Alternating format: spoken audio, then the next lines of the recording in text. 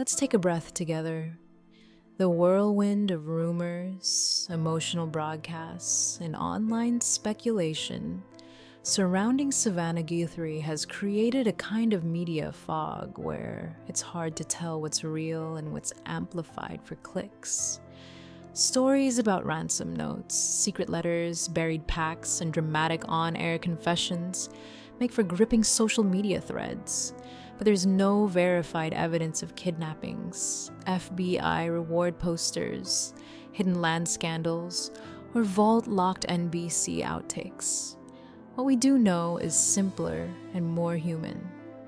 Savannah has spoken publicly about grief, family, and resilience in recent years, and her colleague and friend Jenna Hager has, at different times, shared emotional reflections about friendship and growth on today. The rest, the secret vaults, the shadow deals, the explosive sisterhood betrayals, belongs more to imagination than documented reality. The power of a live television moment. Live television has a way of intensifying emotion. A pause feels longer. A tear feels seismic. When Jenna speaks candidly on the 4th hour of Today, it can sound like a confession, even when it's simply vulnerability. She has built a reputation for sharing openly about anxiety, parenting, and navigating public life. That authenticity is part of why viewers connect so deeply with her. But authenticity can easily be reframed as scandal when clipped into viral snippets. A line like "we've worn masks" can refer to professional pressures or emotional walls, not hidden crimes or secret pacts. Context matters. Television moments are often about emotional truth, not investigative revelation. When the internet races ahead of nuance, it turns reflection into rumor and friendship into intrigue. Jenna at 44. Growth, not exposure. At 44, Jenna Hager stands in a season of reinvention. Daughter of former President George W. Bush and former First Lady Laura Bush, she has long balanced legacy with individuality. Over the years, she has spoken openly about youthful mistakes, professional insecurity, and the sting of being labeled a Nepo baby. None of that is new or hidden. In fact, much of it appears in her memoir, Sisters First, and in past interviews. When Jenna discusses moments of doubt, perhaps recalling a harsh review or a professional crossroads, she's describing growth. That doesn't require secret letters or dramatic betrayals. It reflects what many women experience in midlife, reassessing ambition, identity, and friendship under brighter lights. Savannah's public strength. Savannah's on-air composure has often been described as steel wrapped in warmth. Over the years, she has covered elections, cultural flashpoints, and deeply personal stories with steadiness. She's also spoken publicly about her faith and about navigating difficult seasons, including fertility struggles and family loss. None of those admissions point toward hidden scandals.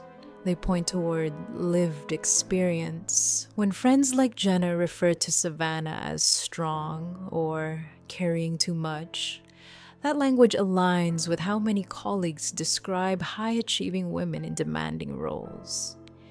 It doesn't imply secrets waiting to detonate. Sometimes, carrying too much simply means balancing career, motherhood, aging parents, and public scrutiny, all at once. The friendship viewers. See, what viewers have consistently witnessed on Today is warmth between Jenna and Savannah. They've toasted milestones, laughed through cooking mishaps, and supported one another during vulnerable interviews. That kind of camaraderie doesn't require mythology to be meaningful. Real friendship often includes disagreements, professional competition, and moments of hurt, but it also includes repair, When Jenna referenced a past moment of tension or a promise to be honest with one another, it can signal maturity rather than fracture. Healthy relationships evolve. They survive ego, ambition, and exhaustion. Turning that evolution into a narrative of hidden sabotage strips away the very humanity that makes it relatable. How rumors gain momentum. It's worth examining how quickly speculation escalates. A comment about a letter becomes a mysterious document. A mention of old ghosts becomes an 80s land scam conspiracy. A producer's edit becomes evidence of suppression. This is how online storytelling works in 2026. Fragments stitched into thriller plots. But reputable journalism relies on verification. There has been no confirmed criminal investigation tied to Savannah's family, no public FBI reward notice related to her mother, and no substantiated report of NBC silencing explosive footage. Viral numbers, 5 million views, trending hashtags reflect attention, not accuracy. In emotionally charged times, restraint is often the most responsible response. The human side of midlife truth, what feels more plausible and more compelling, is that Jenna used a live segment to speak about friendship during hard seasons. Midlife has a way of loosening the filter. At 44, many people feel less interested in polish and more interested in honesty. That doesn't mean exposing secrets, it means acknowledging imperfection. If Jenna described a night in 2019 when she felt insecure and Savannah challenged her to own her narrative, that sounds like mentorship mixed with tough love. If she admitted that success sometimes creates subtle rivalry, that's refreshingly candid. These are truths that build connection. They don't detonate it. Grief and public life. When public figures face family loss or personal strain, audiences often search for hidden layers.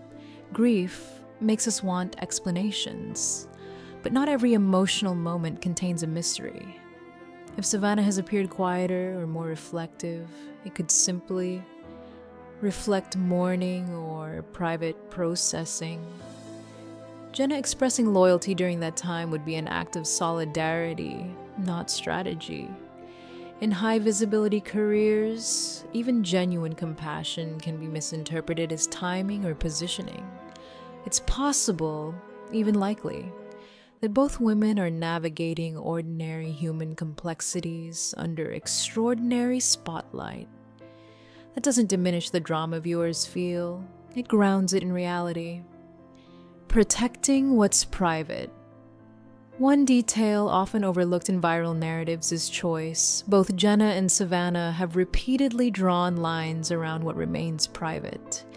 They share selectively about faith, parenting, anxiety, but rarely about family matters that don't belong to public consumption. If there truly were sensitive issues tied to past business dealings or family conflicts, it's unlikely they would tease them in coded phrases on live television. More often, phrases like shadows we shared refer to internal struggles, imposter syndrome, burnout, or navigating fame's distortion. Privacy is not secrecy, it's boundaries. In an era hungry for exposés, choosing not to reveal everything is an act of strength. What remains after the noise? So is this a truth serum or a timed grenade? The evidence suggests neither. It looks more like a seasoned television host speaking honestly about friendship during a tender season.